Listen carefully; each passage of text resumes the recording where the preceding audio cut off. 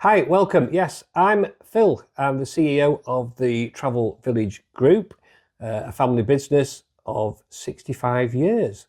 And And I'm Paula, Phil's wife, and I work in the business and the director of the Holiday Village.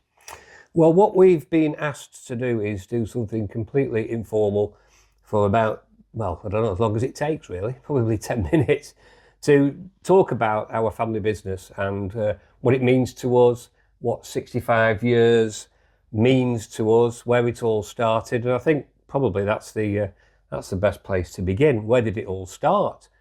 Well, it all started probably in Stoke back in the 1950s when Nana and Grandad used to come to Blackpool for holidays. And after a while, it became clear that they needed to move to Blackpool because of the clean air. It was causing health problems in the family.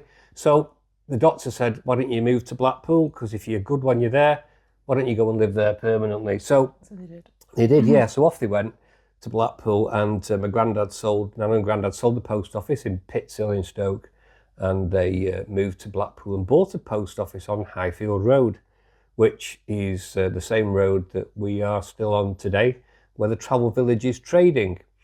And what Grandad did was he decided that he was going to start selling tickets over the post office counter, tickets, bus tickets, things like Smith's Happy Ways and people like that. And he would send people off on trips, on day trips. Coach trips. Yeah, coach trips. And after a while, he decided that the thing to do would be, why don't we sell holidays to the landladies? So Eric got his posters out, contacted ABTA, and started selling holidays and to places like Mallorca and Benidorm and Lloret de Mar and the Costas. And he used to cycle up and down Highfield Road and then onto the promenade and collect all the money from the landladies, and then he'd send them happily off on their way. Probably cash in those days. It was definitely cash. Yeah, I can tell you where the cash came from as well, the way it was hidden. You want to see the state some of the cash came in from underneath those mattresses of those landlords and landladies. Fantastic, great story. So that was where it all started, to be perfectly honest with you. And the business grew from strength to strength. Mum and Dad were in the business from the beginning. And then I joined when I left school in 1983. I came straight out of school. I didn't do sixth form and I certainly didn't do university. And I knew what I wanted to do. I came straight into the family business, and I spent my summer holidays before that, when I was still at school, I spent my holidays coming into the building and into the travel agency. It was Bourne Travel, as it was then. My granddad was called Eric Bourne. And I used to stamp brochures, and he used to pay me 10 pence for every 100 brochures that I stamped. And that was how I learnt my trade. I learnt all the hotel codes, and I learnt where places were in the world, my geography. I was no use at geography at school. My geography teacher, John Ashcroft, hated, I think, the fact that I probably failed miserably. But I knew everything about destinations and places in the world, and that was good enough for me. And I've not done too bad since I left school. So that was how I started and cut my teeth, went into the family business. And at a young age of about 20 or so, I used to go to Thompson Holidays, which was one of our biggest suppliers. And we used to go there every Christmas and a few times during the year. And that was where I first saw Paula, wasn't it? Gosh, yes. What were you doing? So I used to work in the national sales office actually of Thomson Holidays and work for Portland and Co-op Holidays. But yeah, that's where we used to work. So looking after your mum and dad's business actually. You did. We used to do loads of groups. We used to send people away from Blackpool on coaches. We used to go down the Fylde coast and pick people up from Fleetwood and Bispham, Blackpool. Then we'd go into St Anne's and Lytham and off up the M55 motorway. And quite often I would go for a ride at 6 o'clock in the morning with the drivers of the buses to the airport for a bit of fun. And then come back. Yeah, nothing else to do. Checking everyone had got their passports. We did a few runs from dropping people off and picking them up at bridges on motorways because they'd left passports at home. So I did a few of those in the early days. And then we moved forward with the business. And what happened was there was many obstacles in the way, as there always are in business. You know, we had wars, Gulf Wars, Falkland Wars, all those things, and the business changed. We focused on coach holidays when there was no flying, and that was it. That was interesting, and that was a good time. It was quite fun actually, picking people up and down the coast, taking them all around the country, all around the UK. We had some great fun doing that. And all again. Yeah, we had to do it all again. Yeah, we did. You know, you never know what's around the corner, do you? So that was that. And then after a while, Mum and Dad decided they wanted to get retired, and I took over the family business. And that was in, that's all. We moved into Highfield Road just in the early 2000s. I think we opened the first cruise centre, Save and Sail, for those who can remember, on Highfield Road. And that moved forward into what it is today, which is the travel village. But when we opened Save and Sail, we were the first high street cruise travel agency. So we sold nothing but cruises. A bit different today, where we send 50% of the business we do is land-based, isn't it? Yeah. And 50% of it's cruise. Yes. And then eventually, all those years ago, me and Paula, we got together, and we started a home working business, which is called the Holiday Village. And I think Paula can give you some insight into how that started. Yeah, so that was started in May 2018. So we obviously new business, no agents, and to date we have 85 agents all throughout the UK and in Spain and Turkey as well. So it's a busy business. We don't mass recruit. It's about taking the right people who give great service. And we've sort of stuck to that over the past few years, and great support network. And yeah, it's another arm and another distribution to the Travel Village Group. And then in 2014, we introduced the fourth generation into the family business, didn't we? When my daughter joined, and she now heads up the marketing team. That's 10 years already.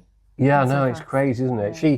She. I remember when she did her what's it you call work experience, and I rang a very good friend of mine up at P&O Cruises at the time, Giles Hawke, and I said, "Can you help me out, mate?" I said, "I need some work experience for my daughter," and he put her in the marketing department of P&O Cruises in Carnival House, very kindly.